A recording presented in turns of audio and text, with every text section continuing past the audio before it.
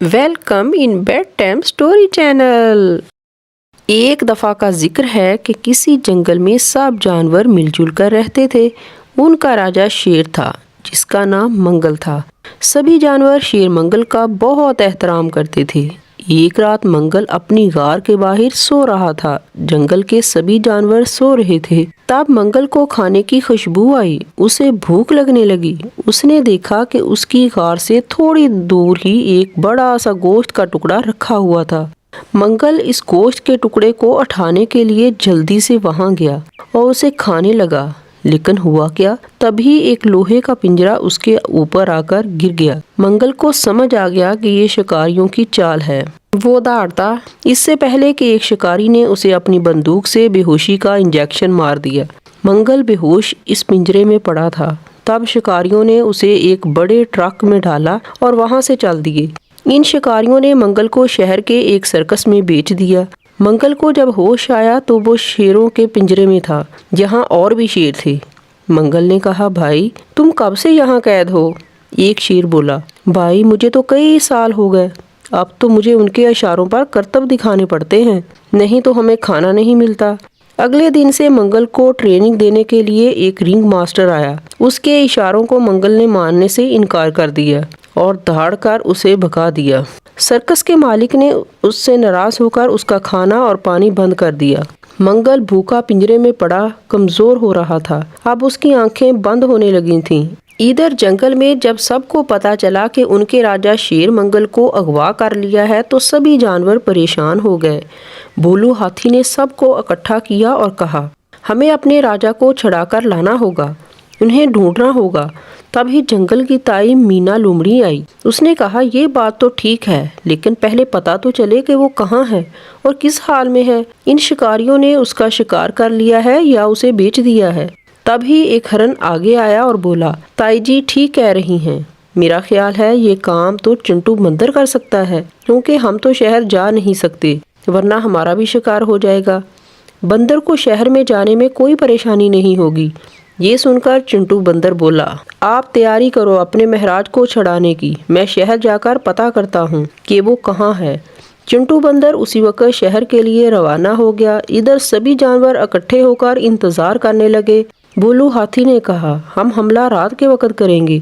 सबसे आगे हम हाथियों का झुंड रहेगा, फिर पीछे लोमड़ी और गीदड़ रहेंगे। दो हमसे डरते हैं, इसके बाद बाकी जानवर रहेंगे और कुछ जानवर जंगल में रहकर सबके घरों की रखवाली करेंगे। कहीं दूसरे जंगल वालों को पता चल गया कि वो सब शहर गए हैं तो वो यहाँ आकर कब्जा न कर लें। इधर चिंटू बंदर जब शहर पहुंचा तो रात हो चुकी थी। वो मंगल को ढूंढ रहा था।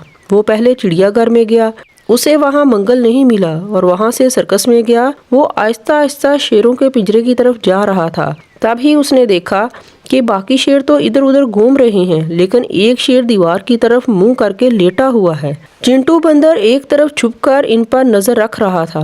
तभी एक शेर दूसरे से बात करता दिखाई दिया। वो बोला, इतना मगरूर है ये सुंदरपुर जंगल का शेर, उसे लगता है यहाँ से जा पाएगा। हमें देखो, आज तक यहाँ से निकल नहीं पाए। कितने दिन भूखा मरेगा, बाद में उसे हंटर के मार के आगे करतब दिखाने ही पड़ेंगे।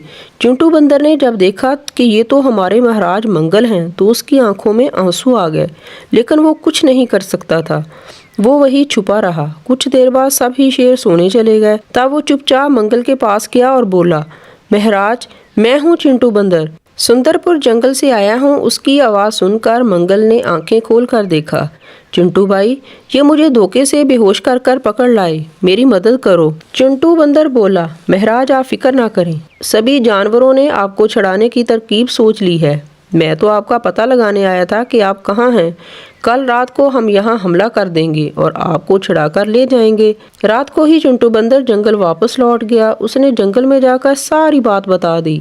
उसकी बात सुनकर जंगल के सभी जानवर बहुत ज्यादा गुस्सा हो गए और भोलू हाथी बोला, भाइयों ये गुस्से का वक्त नहीं है, हमें होशियारी से काम लेना होगा। चुपचाप रात को हमला करेंगे। कल रात होते ही सब यहाँ इकट्ठा हो जाना और जैसे मैंने बताया है वैसे ही करना। चिंटू बंदर हमारे आगे आगे दरख्तों पर चलेगा ताकि किसी भी खतरे को दूर से देख सके।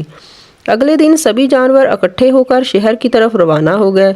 शहर पहुंचकर जब ये सब सर्कस के सामने पहुंचे तो वहां के चौकीदार ने शोर मचाने के लिए जैसे ही सीटी निकाल ली, चिंटू बंदर ने उसे झपट लिया। हाथी शेरों के पिंजरे के पास गया। वो बोलू हाथी ने अपनी सूंड से शेरों के पिंजरे का गेट तोड़ दिया। सभी शेर बाहर आ गए। उनमें से एक बोला, मंगल भाई, हमें भी अपने साथ ले चलो, हमारा कोई ठिकाना नहीं है। मंगल बोला, ठीक है, लेकिन वादा करो कि तुम मेरे जंगल में किसी तरह का भी कोई नुकसान नहीं पहुंचाओगे। सभी शेरों ने वादा किया। सर्कस में इतने शोर से सर्कस के मालिक और सब काम करने वाले जाग गए। रिंग मास्टर भी आ गया। सर्कस का मालिक हाथ जोड़कर घुटनों के बल बैठ गया और बोला, हमें माफ कर दो। मंगल ने कहा, आज के बाद अगर मैंने ये सर्कस देखा तो तहस नहस कर दूंगा। आज से इस सर्कस में कोई जानवर काम नहीं करेगा। तुम इंसानों को जो करतब दिखाने हैं दिखाओ और रिंग मास्टर को काम से निकाल दो। सर्कस का मालिक हाँ में सर हिलाता रहा। सभी जानवर अपनी मस्ती में अपने शेर राजा को लेकर जंगल वापस आ गए। सुंदरपुर नाम का एक जंगल था। जंगल में एक खूंखार चील रहा करता था। वो चील बहुत ही होशियार था। वो अपनी भूख मिटाने के लिए हर रोज किसी न किसी परिंदे के बच्चे को मार डालता था। पूरे जंगल में इस खूंखार चील का राज चलता था। परिंदे इससे बहुत डरते थे। इसी जंगल में एक तरफ रानो नाम की एक चिड़िया रहती थी। रानो का बहुत अच्छा दोस्त कालू कौवा था। एक दिन दोनों साथ बैठकर बातें कर रहे थे। अरे कैसे हो कालू भैया? अरे मैं तो बिल्कुल ठीक हूँ, तुम बताओ तुम कैसी हो? बहुत दिनों के बाद मिल रही हो, कोई परेशानी है क्या?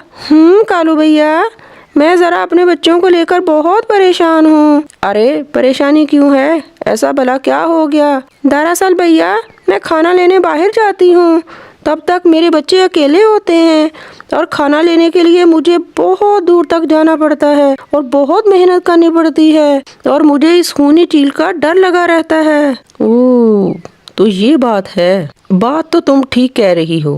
पूरे जंगल में इस खूनी चील का डर तो है। कालू भैया, क्या आप इसमें मेरी कोई मदद कर सकते हैं? जब भी मैं खाना लेने बाहर जाऊं, तब तक क्या आप मेरे बच्चों के पास रुक जाएंगे? हाँ, क्या इस चील से मेरे बच्चों की हिफाजत कर सकेंगे? हाँ, इसमें भला पूछने वाली क्या बात है, मैं जरूर उनके पास रुक जाऊंगा। बस इसके बाद जैसे दोनों ने सोचा था वैसा ही हुआ। रानो जब खाना लेने जाती तो काला कौवा वहाँ आ जाता और उसके बच्चों का ख्याल रखता। देखते ही देखते वक्त गुजरता गया। एक दिन चील जंगल के दूसरी तरफ शिकार करने के लिए निकलता है। बहुत भूख लगी है मुझे, चलो जंगल में चलता हूँ और शिकार करता हूँ। कब से ताज़ा गोश्त खाने को नहीं मिला। एक दिन रानो खाना लेने बाहर जाती है, तभी खाना ढूंढते ढूंढते बहुत दूर निकल जाती है। चील भी खाना ढूंढते ढूंढते घोंसले के पास आ जाता है और दूर ही से उसके घोंसले पर नजर रखने लगता है। ये तो चिड़िया के बच्चे हैं, बहुत ही नाजुक लग रहे हैं। इन्हें तो खा के बहुत मजा आएगा। अरे लेकिन ये काला कौवा यहाँ क्या कर रहा है? जो भी हो, ये चिड़िया के बच्चे मुझसे नहीं बचेंगे, इन्हें तो मैं खाकर ही रहूंगा। ऐसा बोलकर चील काले कौवे और बच्चों के पास आ जाता है। अरे चील, तुम वहीं रुक जाओ, मेरे होते हुए तुम इन बच्चों को नहीं कुछ कह सकते, दूर हटो इनसे। अरे काले कौवे, ये तुम्हारे बच्चे थोड़ी हैं, तुम मुझे क्यों रोक रहा है? ये मेरे नहीं तो क्या हुआ, मेरे दोस्त के बच्चे तो हैं और वो मुझ पर पूरा भरोसा करके ही यहाँ से निकली है खाना लेने के लिए। मैं किसी भी हाल में तुम्हें इन्हें खाने नहीं दूंगा, अब समझा? अरे तो मैं तुम्हें मार कर फिर इन्हें ले जाऊंगा। और ऐसा बोलकर चील काले कौवे पर हमला कर देता है और लड़ाई करते हुए चील काले कौवे को मार मार कर बेहोश करके नीचे गिरा देता है और दोनों बच्चों को लेकर चला जाता है। थोड़ी देर में जब रानो वापस आती है तो देखती है, अरे कालू भैया, तुम्हारा ये हाल किसने किया और मेरे बच्चे कहाँ हैं? कौन ले गया उन्हें? जो कुछ भी हुआ था कालू कौवे ने दुखी होकर सब कुछ बता दिया और ये सुनकर रानो बहुत जोर जोर से रोने लगी। वो खूनी चील पता नहीं मेरे बच्चे कहाँ ले गया होगा, मेरे बच्चे पता नहीं किस हाल में होंगे और मुझे बहुत जल्द उनके पास पहुँचना होगा। रानो बहन, वो तुम्हारे बच्चों को अपने घोंसले पर ही ले गया होगा, तुम भला अकेली उसका मुकाबला कैसे करेगी? वो तुम्हें भी मार कर खा सकता है, मगर मैं हाथ पर हाथ रख कर नहीं बैठ सकती, कुछ ना कुछ तो मुझे करना ही पड़ेगा अपने बच्चों के लिए। ये कहकर वो दोनों कुछ सोचने लगते हैं। तब ही रानो को एक तरकीब सूझती है। हाँ हाँ काला भैया, मेरे पास एक तरकीब है, मैं जैसा कहती हूँ वैसा ही करो। ऐसा बोलकर रानो चील घोंसले की तरफ चली जाती है। काला कौवा भी रानो की बताई हुई जगह पर चला जाता है। चील का घोंसला एक बड़े से दरख्त पर था। वो बच्चों को वहाँ पर ले गया। देखो बच्चों, तुम देखने में कितने मजेदार लग रहे हो, दिल करता है सबको एक साथ खा जाऊं। लेकिन ऐसा नहीं करूँगा, रात को एक साथ सबको पकाऊंगा एक साथ, और एक साथ सबको खाने में बहुत ही मजा आएगा। इतनी देर में तब ही रानो वहाँ पहुँच जाती है। ए चील, मेरे बच्चों को छोड़ दे, वरना तुम्हें इसकी बहुत बड़ी सजा मिलेगी। छोड़ मेरे बच्चों को, छोड़। ऐसा सुनकर चील जोर जोर से हंसने लगता है। हा हा हा हा, तुमको तो मैं एक ही झटके में खा जाऊंगा। तुम्हें क्या लगता है कि तुम मेरा कुछ बिगाड़ पाओगी? अरे चील, तू मुझे क्या खाएगा? तू तो मुझे पकड़ भी नहीं सकता। तू तो मेरे सिर्फ छोटे छोटे बच्चों को ही पकड़ सकता है। अगर है हिम्मत तो मुझे पकड़ कर दिखा। आओ। ये बात सुनकर चील को बहुत गुस्सा आ गया। वो फौरन उसको पकड़ने के लिए निकल जाता है। दोनों उड़ते उड़ते बहुत दूर निकल जाते हैं। रानो एक दरख्त के सुराख में चली जाती है। वहीं चील भी उसके पीछे पीछे इस सुराख में आ जाता है और रानो दरख्त के दूसरे सुराख से बाहर निकल जाती है और फौरन रानो डोरी काट देती है। और जैसे ही चील दूसरे सुराख से बाहर आता है तो लकड़ी का टुकड़ा चील के सर पर जोर से लगता है और सर पर लगने की वजह से चील बेहोश होकर नीचे गिर जाता है और उड़ नहीं पाता। अरे मैं तो मारा गया, अल्लाह मुझे बचा ले, इस चिड़िया ने मुझे फंसा दिया। अरे चिड़िया, तुझे तो मैं नहीं छोड़ूंगा। दरअसल रानो और कालू कौवे ने तरकीब के मुताबिक लकड़ी के टुकड़े को डोरी से बांधकर लटका दिया था। दोनों की तरकीब कामयाब हो जाती है। दोनों मिलकर चील के पास आते हैं और उसे देखकर मुस्कुराने लगते हैं। अब तुझे समझ आया कि कैसे किसी को दर्द होता है, तुम्हारी सजा भी यही है। अरे कमबख्त चील, तूने तो न जाने कितने मासूम बच्चों को खाया होगा। रानो ने कहा। हा हा, तुम इसी के लायक हो, काला कौवा बोला। फिर दोनों उड़कर जल्दी से चील के घोंसले पर चले जाते हैं और वहां से बच्चों को बचाकर खुशी खुशी घर आ जाते हैं। और सर पर चोट लगने की वजह से चील धीरे धीरे मर जाता है और जंगल में बाकी सब खुशी खुशी से रहने लगते हैं।